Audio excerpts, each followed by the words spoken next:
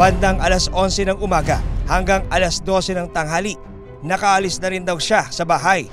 Kasama ang isa pang stay out kasambahay at kasintahan niyang si Julie Ann Navarro, anak ng dati ring kasambahay ni Lola Noemi. Sa aking naging panayam kay Noah noon, itinanggi niyang nagkaroon sila ng hindi pagkakaunawaan ni Lola Noemi. Yung nabanggit ko nga yung sa sahod sa anak ko, doon sa kabila, nagturo pa ako ng ganyan. Nga 250 lang ang binigay. Wala kami pinag-awayan. Ikaw ba si Noah Roda? Iniimbitahan ka namin sa presinto. Yung mga katanungan na kami nun. Sige po. Itinuring ng suspect si Noah ng mga pulis dahil sa mga sumusunod na dahilan.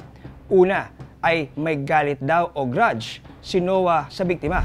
Ba't naman po ganun? Parang niloloko naman niyo yung anak ko. Ikalawa, nang umalis si Rovelyn sa bahay sa pagitan ng alas 11 ng umaga hanggang alas 12 ng tanghali, ay si Noah lamang daw ang kasama ng matanda. Ikatlo, ang method of killing ay blunt force on the head at strangulation na kinailangang gamitan ng extreme force na maaaring ginawa ng isang lalaki.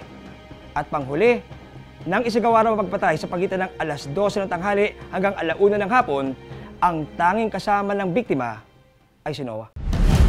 Agad na inaresto at sinampahan ng kasong murder ng mga pulis si Noah. Sabi, Noah, huwag kang umalis ha. Sabi ng mga pulis ha. Paimbestigahan ka lang namin.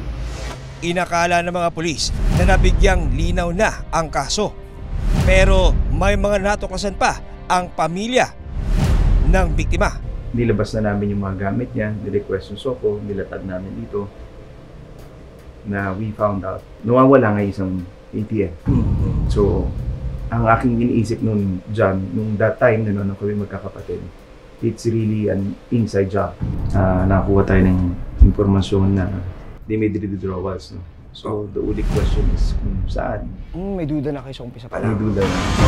Kahit patay na ang biktima at nakakulong ang itinuring na suspect, may nakapag-withdraw pa sa pera ng biktima.